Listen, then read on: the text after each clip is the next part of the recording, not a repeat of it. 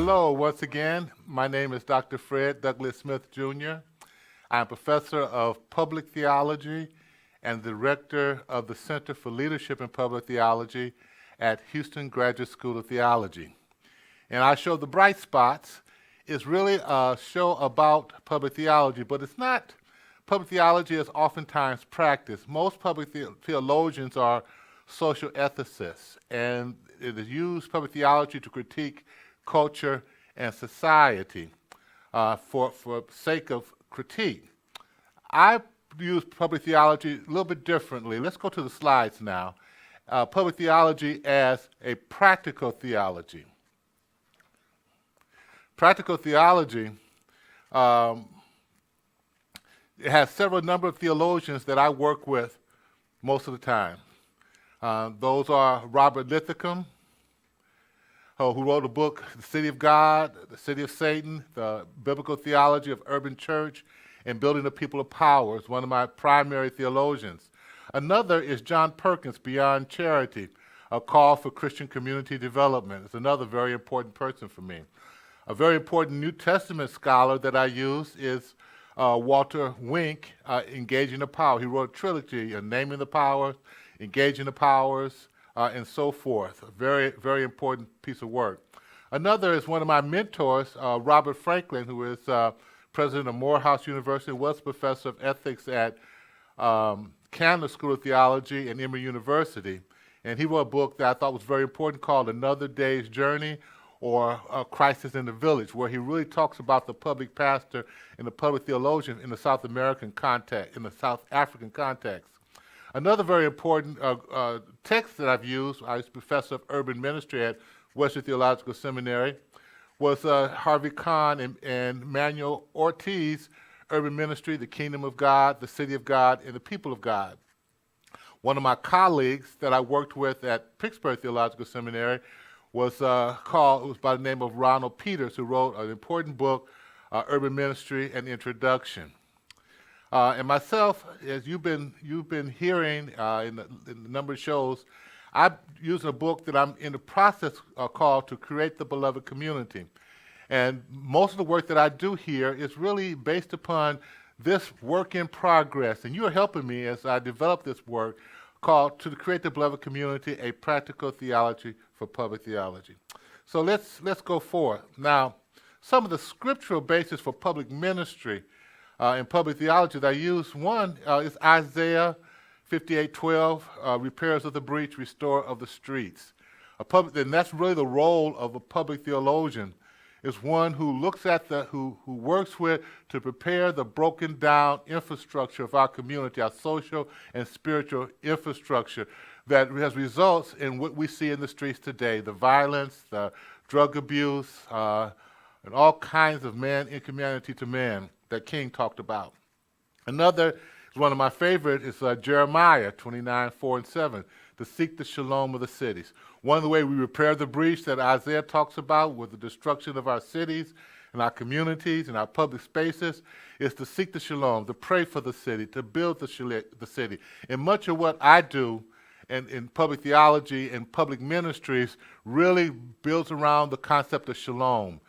Shalom as wholeness, as wellness, as prosperity, as character, as all those different things that make for peace as God has intended the world to be.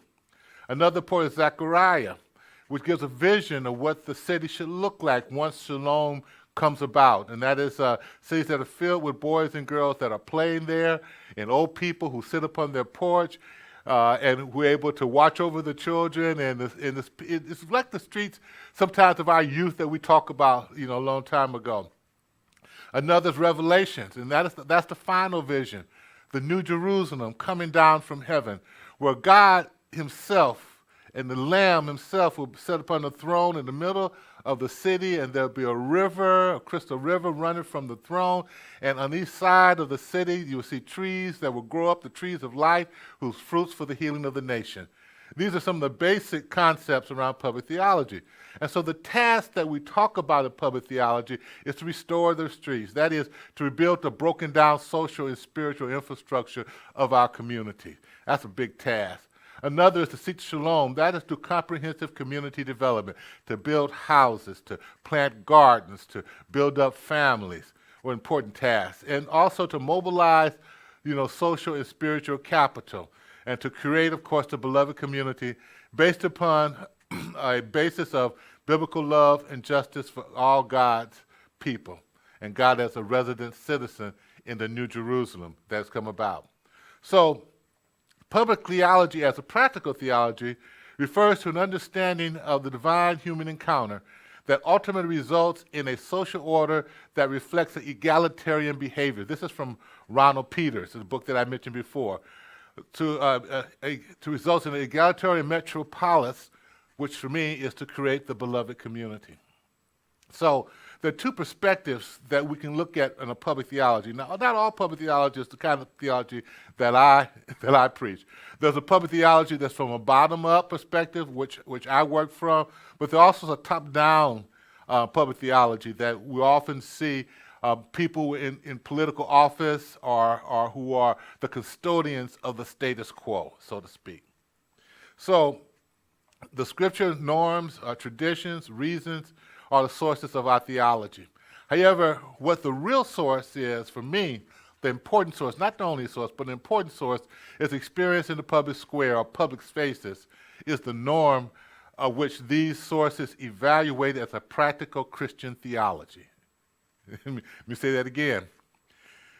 Scripture is important, tradition is important, reason is important, but when it comes down to is our everyday experience in a public spaces that we find ourselves in on every day, and that we evaluate those public spaces, what I talked about before, with a social, theological hermeneutic, okay? And that's the hermeneutic of love for me. So, a top-down theological perspective to public ministry is based upon the experience of those who are economically and politically secure. We see a whole lot of that in our country today. It functions to maintain the status quo. It tends to support unquestioning patriotism and civil religion. This is much of what we experience from many of our theologians today, especially those who are claim themselves to be evangelical, who support some of the many of the policies that are going on that I believe are detrimental to the general public, to the middle class, and to poor people, especially people of African American descent, and other foreign-born, such as Hispanics and so forth. A bottom-up experience from social location has to do with economic isolation. Those who are in the ghettos or in the barrios or are in places that are isolated, that are redlined. Cultural hegemony, that basically means that the dominant culture, is hegemonic. It's like the air you breathe. It's oppressive. Okay, one of the best examples of cultural hegemony was the Brown versus Brown in the Supreme Court, where they took, again, I think the two babies, the white baby and babies, dolls and the black doll, and showed them to African American children who automatically saw beauty and so to be aspired to as those on the white images that they see on television, what they read about in their history books. Every day, those who are not of that hue, are hegemonic because they're trying to be accommodated or assimilated into a culture that oppresses them. It's a sense of political impotence. That is, my vote doesn't matter. Nothing that I do really is going to change anything. It's sort of a nihilism that people go into. Public health disparities, and we've talked a lot about this, and to me, that's really the bottom line, because the economic isolation, the cultural hegemony, the political impotence, all leads to the health disparities of cancer, of heart disease, of obesity, of every kind of AIDS, of every kind of ailment that you can name are visited upon those communities that are economically isolated, that their culture is submerged. We talked about the last time Du Bois' double consciousness. That's what he was talking about. This cultural hegemony, the political impetus, where your voice is not heard, or you don't feel your voice is heard. You don't feel you have what's called agency. We talked about one time in Leading Causes of Life the importance of agency, the ability to control and to impact your own environment. and oftentimes results because of the economic isolation into criminal justice or criminal injustice, mass incarceration, um, the difference between crack cocaine that's used by poor people and powder cocaine that is used by people who are economically secure, the huge disparities in sentencing and incarceration for those who use street-level drugs versus those who are more expensive drugs. You're looking at now the epidemic, the opioid epidemic right now that's happening right now, the responses to it are very different from those of the 80s and the 90s where it was 3 strikes you're out and where incarceration, and where treatment was hard to get, where now it's, the emphasis now is on treatment and it's on dealing with the issue in a more humane manner. So that's the difference between a bottom-up perspective and a top-down perspective. So some of the traditional public theologies we can look at, one would be the social gospel.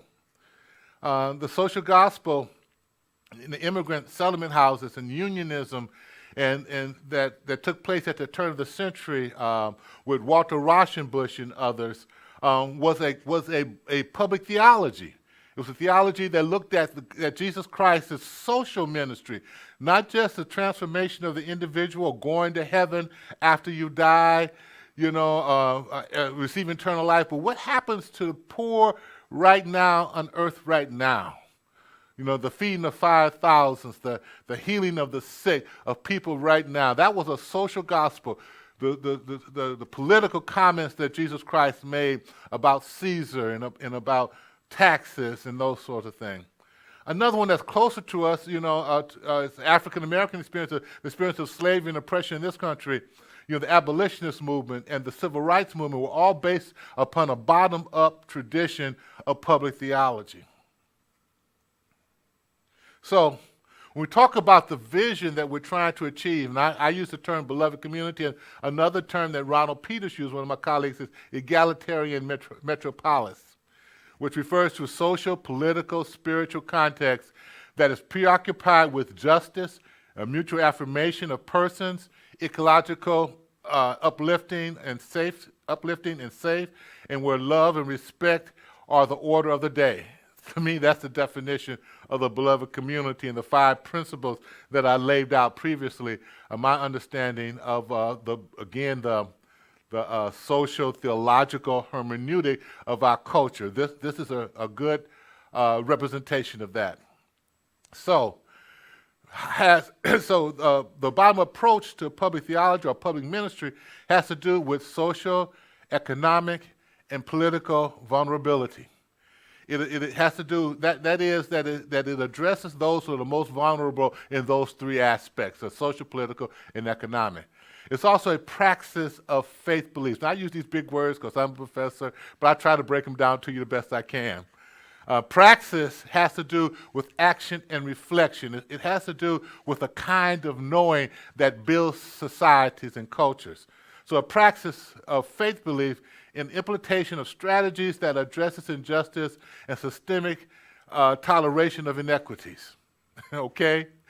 Remember, okay, so praxis is not just what you believe for yourself, it's personal, but it's a way of knowing that helps to shape your environment, that addresses the issues and so forth.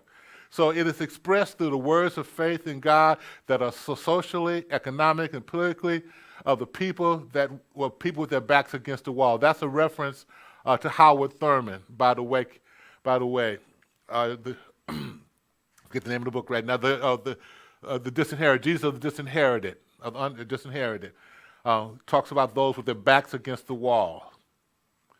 So, an egalitarian metropolis of the beloved community are guided by principles of compassion, of reconciliation, of restitution, and right relationships. Again, this is another way to state what we've been talking about in the theology of the beloved community. Okay? A vision of egalitarian metropolitan is a place where our compassion and justice so permeates the atmosphere that the very existence of evil is unknown because the presence of the divine is tangibly present in the lives of its citizens. To me, that's another vision that Josiah wrote in the beloved in his book, The Problem of Christianity, where he talked about a community of love and justice. It's the same as Martin Luther King when he dreamed of the beloved community, of one where one is judged not by the color of their skin, but the content of their character. This is just another vision of a public theologian, public theology. And as I talked about before, it's a prophetic task that Walter Wink speaks about.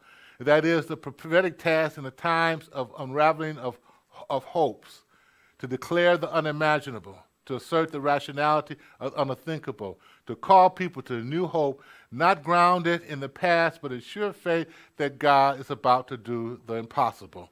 That's Walter Wink. So that's just a brief discussion, again, of another way of viewing public theology using some different resources. Now, what I'd like to do now is really to begin to think about, excuse me for a minute, public theology in a different kinds of way. What I'd like to do now for a few minutes of this show is begin our discussion based on public theology as a practical theology, therefore like homiletics, like Christian education, like urban ministries, which are also practical theologies. Public theology is really to address the issue of public ministry. At one time, we talked about the difference between a public ministry and a parish ministry, and I want to continue that discussion, today. So, public ministry is ministry that is a set of complex cultural and demographic conditions that require a specialized set of ministry skills. Okay, it's not just doing ministry in a public setting. It's a theological and biblical approach to public settings and conditions to transform persons and communities according to the will of God. Okay? So, what public ministry endeavors to do then is to develop attitudes and perspectives and a mode of action that takes seriously the social, cultural, political, and economic situations of people with whom we minister in order to seek the shalom of the city in which they were sent. Now, as we've talked about before, public theology then draws on these biblical and theological foundations to develop different models, to seek to redeem, to restore, and to transform congregations and their communities in order to create the beloved community. So, the purpose of public ministry then is to engage the assets and the resources of the church to empower right relationships and values of the compassion in the public arena and beyond. Now, again, we talked about the difference between urban ministry as parish ministry or public ministry as parish ministry or public ministry. So parish ministry is evangelistic ministry that declares the gospel with the goal of having non-believers declare their faith in Jesus Christ and strengthening their faith among Christian believers.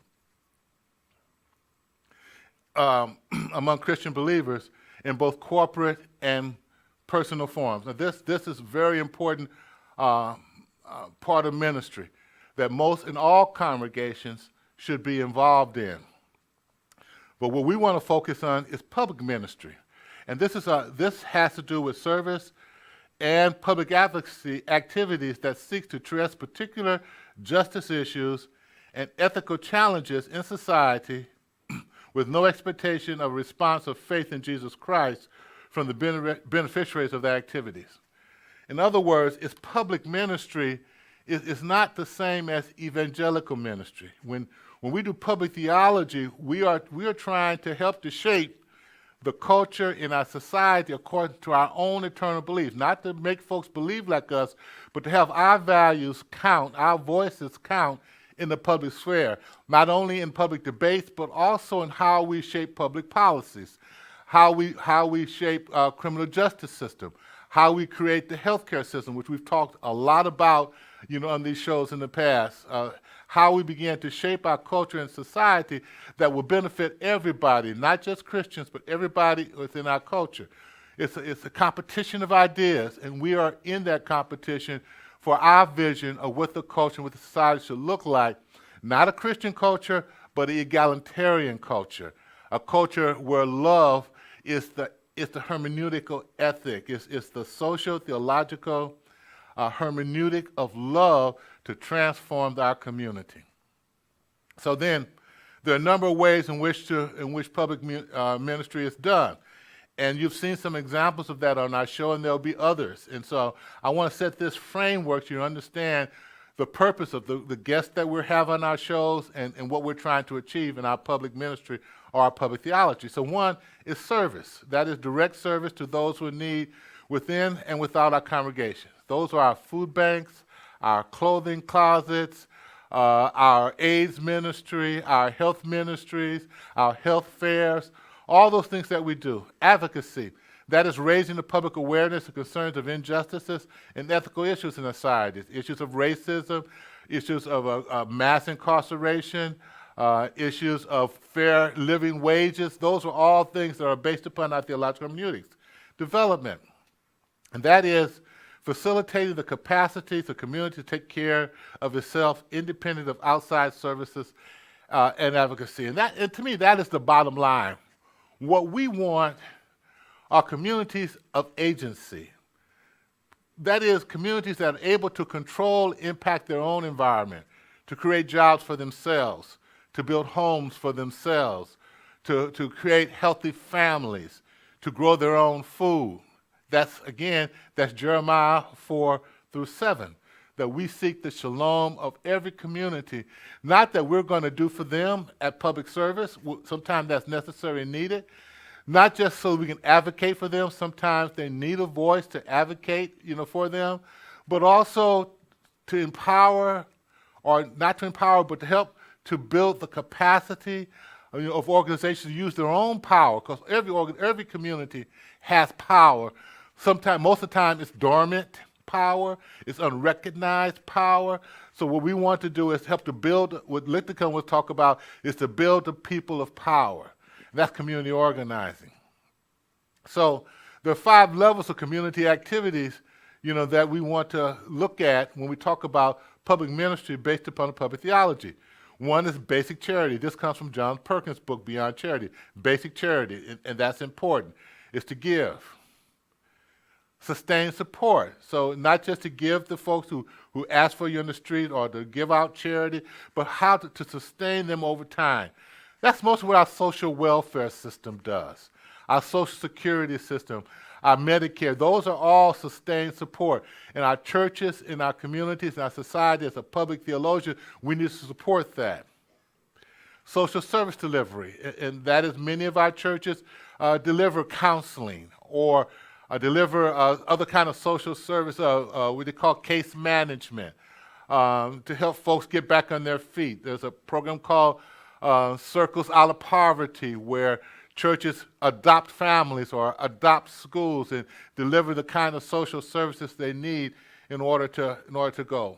Political advocacy, something that we've talked about, to advocate for a livable wage, to advocate for the DACA, to advocate for communities that aren't able to advocate for themselves.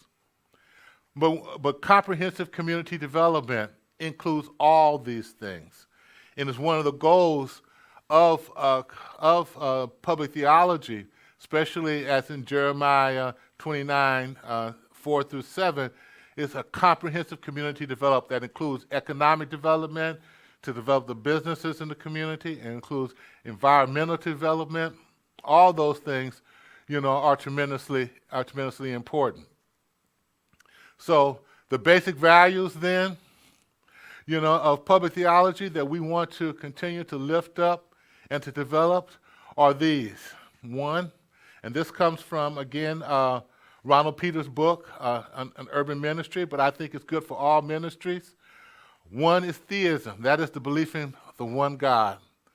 God, our creator, God, our sustainer. And so public theologians is always based upon that. Love is our core value. To love one another as we love ourselves. To love God with all our heart, mind, and soul. and to know that we are God's disciples, the love that we share from one another. Justice, to do justice.